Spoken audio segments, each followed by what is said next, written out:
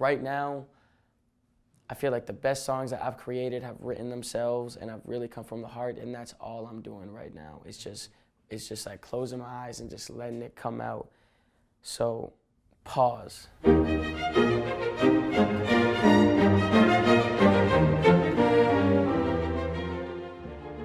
I'm from Salem, Massachusetts. Really, when I was like 6, I was just going through a bunch of shit. My family was just, a lot of shit was going on, and the way I dealt with it when I was 6, it was like the first time I just started writing about it. But I was always listening to rap. Like my sister's 5.5 years older than me, and she put me on to like Pac, like Luda, M, like super early on. So I was listening to that, and then eventually just found form of rap. I would start recording when I was in like 4th grade. My friend found my shit on my phone. It was just for me. It was like, seriously, this was only supposed to be for me.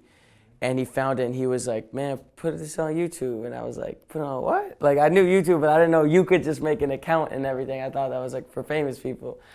So I put it up on there, and then, you know, it was like the first person who said like, oh, this is kind of dope. I was like, somebody can find what I love to do so much dope, like, and it was just decided. Like after that, I just knew this was gonna happen, and I was like, I don't know how it's gonna happen, but I'm just gonna work my fucking ass off and not pick my head up, and I was gonna make it happen.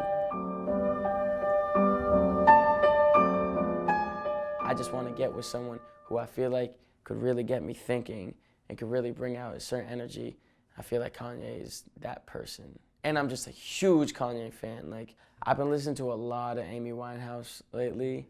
Some of her concepts are just like some of the stuff, like, oh, I wish I thought of that. Like, just the concept of we only said goodbye with words. Like, I wish I thought of that so much. Every artist I listened to back then, I felt like I knew. I felt like when I listened to a Pac record, I had a conversation with Pac. I felt like when I listened to a M record or Luda record, he just like told me a joke or something, and I like knew his sense of humor and everything. Without those 3 dudes, like Luda, Pac, and M, like I feel like I wouldn't be the artist I am, and even the person I am, really, because it's a lot of times when I didn't want to hear anything from everybody else, and didn't really know how to handle my emotions, and was shy, but at the same time acting out a lot. I was getting into a lot of trouble. It was like, those were the people who I'd be like, they get it.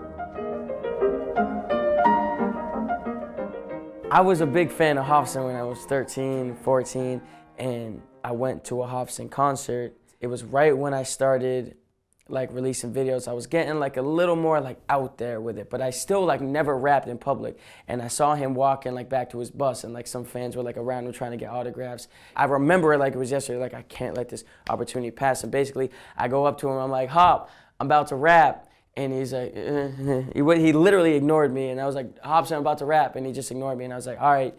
And I just started rapping. And eventually, like, there were like 30 people trying to get autographs and everything. And everybody started watching. I'm like this little chubby 13-year-old kid. And I started rapping, and it turned into like my first live performance ever. It was one of those moments where it's like, it's right there. Like, it's right in your hand. It's just, you just have to grab that shit. And so I kept working after that, and then it just full circle. World is crazy, man, because the first tour I went on was with Hopsin, and that was the US. We toured the whole US and we hit it off, and then he wanted to take me to Europe, and went to Canada, and now he's like one of my closest friends. Just like I talk to him like all the time. Crazy story. So I was entering a lot of contests when I was younger, like 14, 15, 16. I was entering a lot of online contests. So I did a lot of those, and then I started doing these microphone videos.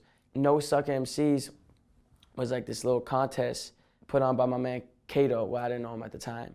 I literally decided to do it like the day before it. And I recorded it, filmed it, and then edited the video and put it out literally like the night that it was about to end.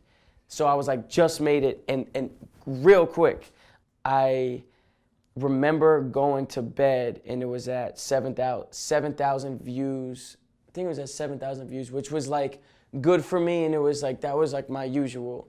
And I woke up, and I think I was in algebra class, and it said 107,000 views. And I was like, the fuck is wrong with my phone? Apple fucking up. and it was real. And I started getting all these tweets, and I was on the phone with my dude John, and I was like, bro, like, what's happening? I don't know what's happening. I'm walking through the halls, and teachers are like, get off your phone, like, go back to class. And I'm like, you don't understand what's happening right now.